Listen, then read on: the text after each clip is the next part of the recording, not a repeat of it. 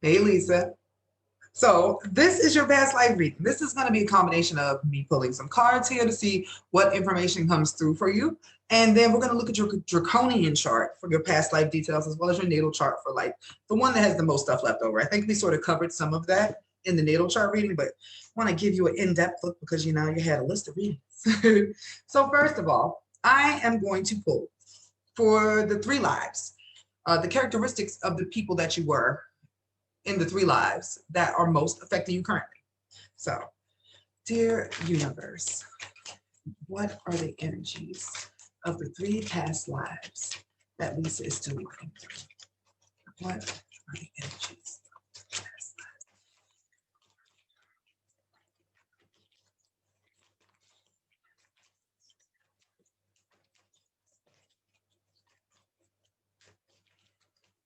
lives? Okay, so come up one, right? Because you just go with the flow of the energy. It always just feels like you know, like when it itch, you know when to stop.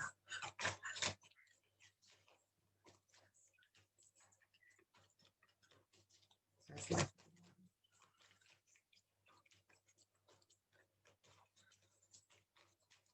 okay. These are gonna say the character traits here.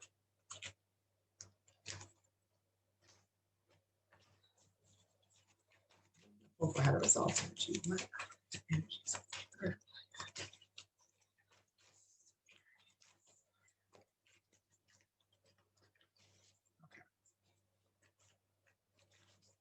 Let's get it, Lisa. All right. So we have three different traits or lives that you are still dealing with the lingering energies from. And then I'm going to pull for you for what you can do to resolve that energy, what you need to embrace to integrate. Integrate is just bringing the parts of yourself that have sort of broken off or been damaged back into place so they can return to the beautiful, like universal energy of just like peace.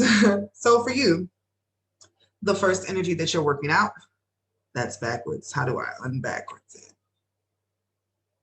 Okay, I guess there's not a way to. Delante. Am I saying that right? It's French. It's fancy. Delante. But the light attributes of this characteristic that you're playing out delights in the arts without having to be professional. Alert you to the danger of becoming superficial in your pursuits. So this means in another life for you, you were an artist of many things, many trades, skilled in all things. And I guess this goes with your other energy. I'm just going to try to keep the other reading out of mind and let this come through because I'm trying to connect dots for you. So the issue was maybe he just, what is lingering here? Let's see. You did it for fun, but didn't dig in. You bounced around. Are you still bouncing around? This means you have so many skills, but you never pinned down one particularly. You never got too attached, but also at the same time, you didn't pick a thing. You never went beyond the surface. You didn't fully become the epitome of anything that you were, if that makes sense to you. You didn't make a name for yourself. You had lots of skills, but like jack of all trades, master of none. That's it. And that's what's left over from that life. So let's pull with the energy. What energy does Lisa need to embrace, to integrate? Oh, it popped out. Community. Um, which is hilarious because I do remember from your chart, your North Node is in Aquarius, right? This is you having to network with a team.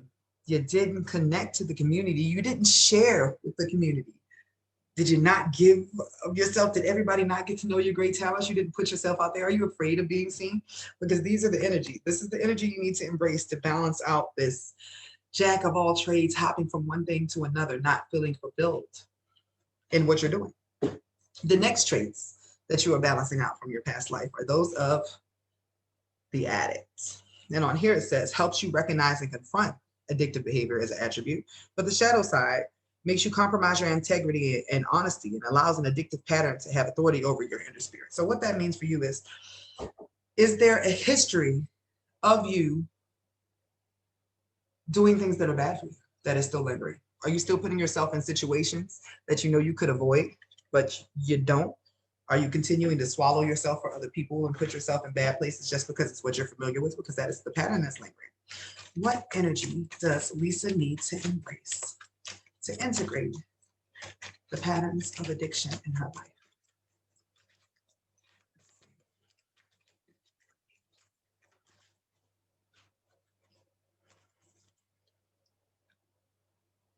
Journey.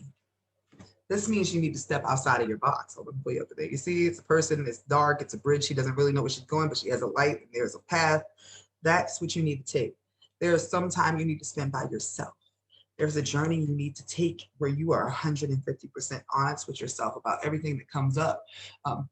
If you aren't doing any drugs or anything, great. But if you are, then try this trip sober. You need to be by yourself. You need to be able to let your thoughts stream, because this is a pattern that has been haunting you for life after life. And even if it's not active now, you might still feel like addictive, like you might shop, or you might, what's something else you can do?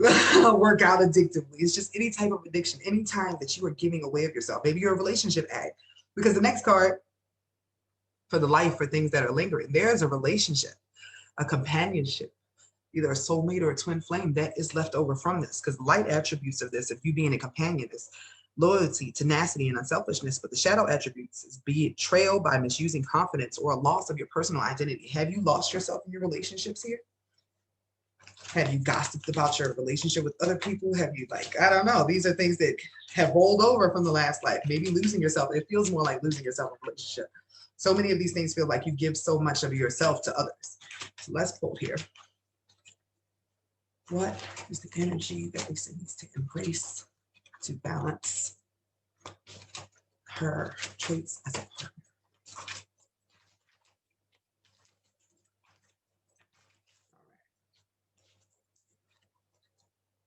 Let's get to the bottom of this. Oh, you need you a man with money. This is a man holding a coin.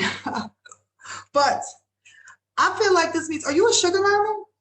Do you take care of guys, or do you find guys that always have a trouble or always in a hole or some sob story or something? You just feel like you can heal them and bring them back to life, and then you end up losing yourself in a relationship? Does that happen? Because that's what this feels like.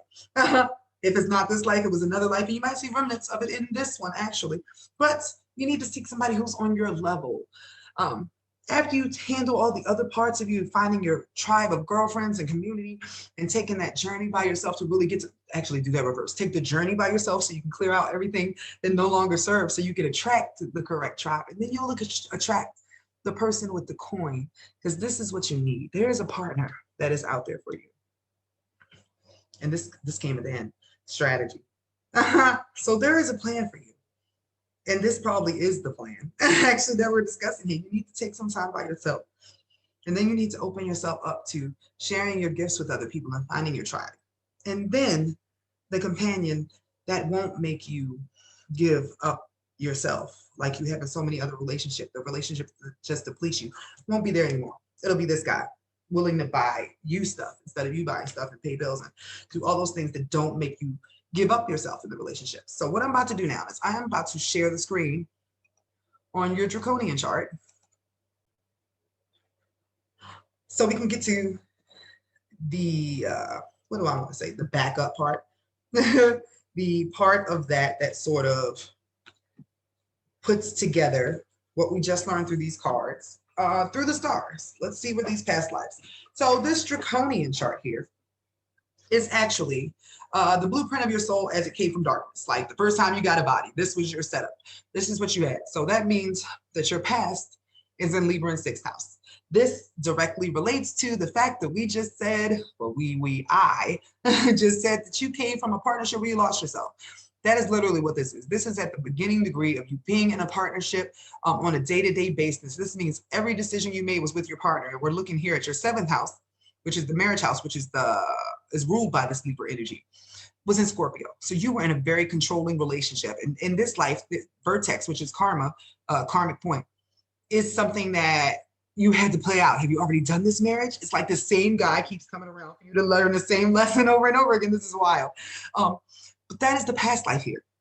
Where you came with another part of you, and you came actually to learn how to be independent, and then to find peace within yourself, away from that marriage. That is the blueprint for your initial soul and what happened here, for you to sort of step out of that energy of losing yourself in a partnership on a day-to-day basis and moving into sort of being independent in a way, sort of being aware of yourself so much that you never lose yourself in a partnership again. And this is just your your astrological blueprint, not for this life, but for the base soul life. So that means that is a major, major lesson for you.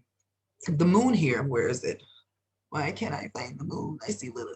It's still in your first, but it's in Taurus. So this means that you have sort of Venusian roots, like from Venus, which makes sense because partners, women are from Venus, men are, I've messed that up. Women are from Venus, men are from Mars, sort of thing here.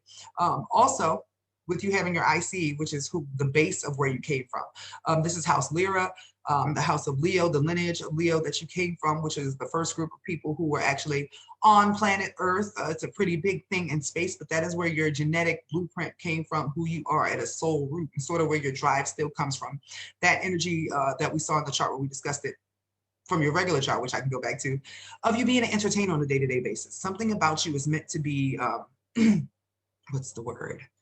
You're supposed to inspire other people with the stuff you know. And this goes literally back to what we were just saying about you being an artist, somebody who does lots of trades, but like doesn't pick one to really share with anybody, doesn't get controlled by one, but then sort of like takes for granted their own skills. And that's what's represented here. That South Node is in Leo, where we just told you came from. You're taking this creativity and moving it into the group.